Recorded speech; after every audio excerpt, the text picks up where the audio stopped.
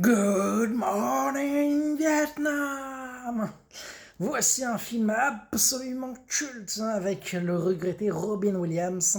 C'est un très bon film qui raconte un peu la guerre au Vietnam d'un point de vue semi-humoristique. C'est un peu l'histoire, comme un peu beaucoup de films avec Robin Williams, comme Dr. Patch, c'est un peu l'histoire du clown triste. C'est-à-dire que la situation est très compliquée, la tension est palpable, voilà, c'est un film sur la guerre, les morts, la débandade américaine, mais d'un point de vue de Robin Williams, qui a une petite radio locale, qui est un peu là pour décompresser, pour faire un peu des blagues à la radio, pour faire marrer les potes qui sont au front. Et voilà. Et au passage, c'est un film qui est surtout culte aux États-Unis. Le film avait fait plus de 120 millions à l'époque, ce qui fait dans les 300 et quelques millions avec l'inflation. Donc c'est vraiment un énorme succès. Mais en France, il avait fait à peine 800 et quelques mille entrées, 880.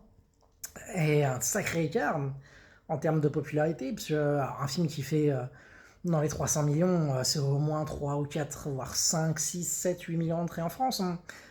Et donc, ouais, non, c'est un gros décalage qui s'explique beaucoup parce que c'est un humour qui se transpose très très mal. J'ai vu la version française et la version originale sous-titrée. Et oui, ben, comme je me débrouille plutôt très bien en anglais, je comprends la plupart des blagues. Et sinon, avec les sous-titres, ça passe très bien. Effectivement, en VO, c'est pas mal drôle et très rythmé, très efficace.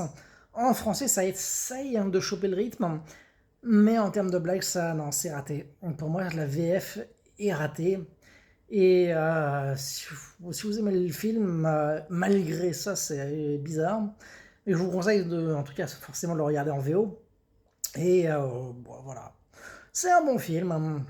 Puis bon, surtout moi ça me parle pas mal parce que dans l'histoire il y a Robin Williams qui sort avec une locale et elle meurt dans un cinéma après un bombardement.